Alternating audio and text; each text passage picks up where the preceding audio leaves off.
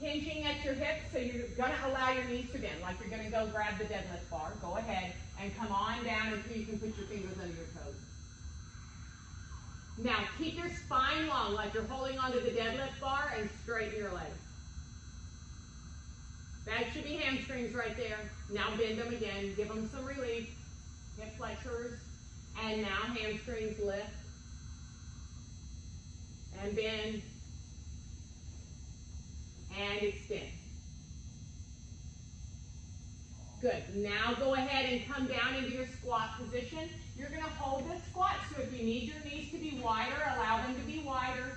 Again, we want the knees moving out from the feet about 15 degrees, okay? All right, take your hands and put them over your shoulders, and now round your spine. You're trying to make the biggest arch you can make. Tuck your chin down, pull your tail towards your elbows, and then do the opposite. Lift up, crown of your head going forward, heart pulling toward me. And then 2 more times. Pull down, and lift up. Good, and again, pull it down. And then lift it up. And now extend your arms forward and take your feet out slightly wider. And now you're going to block your hips. Don't let your hips go. Don't let your hips shift. Turn your right leg down to internal rotation. Just go as far as you can. Pull it right back up. And then left leg. You can let the side of your foot come in. That's fine. We're really trying to groove that femur cross into the internal rotation side. Bring it back up. Go left. Good. You're going to do one more. Take it down to the right. And bring it up. And take it down to the left. And bring it up. And now come onto all fours with your knees directly under your hips. Turn your toes under so you can lock your hips in. And now slide your arms back and protract your shoulder blades towards your wrist. Yes. Yes, so you're allowing the spine to round a little bit. You're allowing the head to go down if you want to. But we're just working on protracting the shoulder blades. Good. Now just come up onto all fours and just squeeze your shoulder blades. Try to have a neutral spine. Retract.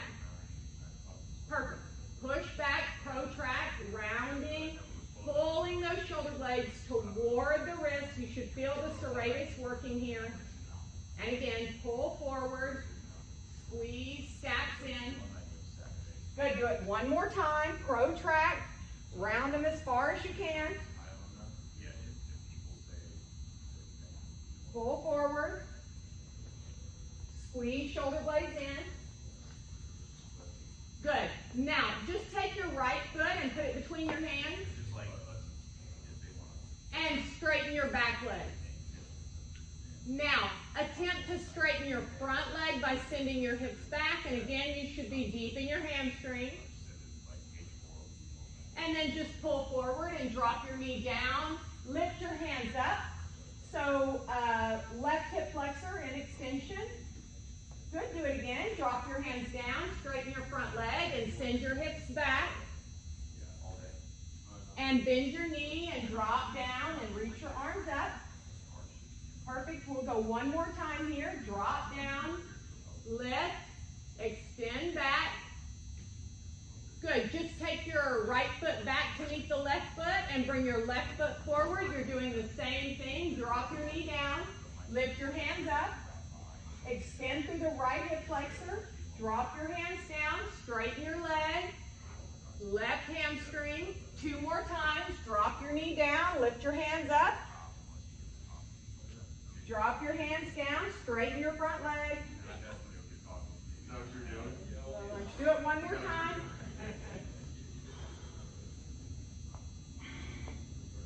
Now this time, as you drop down, just keep your right hand down on the ground. And rotate towards your left leg. Right hand goes up. You're rotating. Now at this point you should be fairly warm from everything we've done. Sometimes you won't be that warm, so you won't be able to go this deep. If you can though, you can go ahead and bend your top hand, reach it around behind your back, and use that as a guide to pull your left shoulder up a little bit higher. Again, focusing on what you're ready for on any given day. You might not be ready for that if you hadn't done all the stuff we've already done. Okay, you stay for 2 or 3 breaths. Release out of that, switch to the other side. We're nearly done. Good. So the leg comes forward. You keep the opposite hand down. Reach up, rotate. Again, all of this is trying to block your hips and keep them neutral, so it's true thoracic rotation. So T-spine, low rib up, however you look at that. Good, bring yourself down. And then how we do the hips in this one is just lay yourself down, keep your right leg out at 90 degrees and lay down right here. Yep, and that will feel like you're doing absolutely nothing. Focus on the space that you've created between your hip bone and the floor on the right side. That's all. How should I put the left toe down or turn the whatever's comfortable for you right there. We're just trying to keep your hips blocked. So that's, yeah, it's kind of awkward on that knee and foot. Okay, and then if you wanted to feel a little bit more on this, it's just like when we did that pigeon earlier. Start pushing down. You don't have to, but you could. Start pushing down from your knee to your ankle. Good, so now you're going to feel some activation there. And push a little harder, and you do that for like 10 seconds. Like if I came around, I shouldn't be able to lift your foot off if you're doing it, yeah? And now keep your knee down, don't shift your hips. Lift your ankle up, so you're pulling your leg toward the squat rack. Good, and keep pulling for 3, 2, 1, and drop it down. Now, we weren't here for very long, but we were here long enough that if you extend that leg back, you're going to feel like that leg is longer than the other one. Oh, yeah. All right. Okay? So that is a stretch that doesn't feel like you're doing much, but you're doing something. So same thing, other side. This is called half frog. And again, you don't even have to do the activation. You could just lay here and look at your phone, or lay there and zone out, or whatever you do pre-game. Listen to some music. And that's it. If you want to bring more into it, you push down and lift off.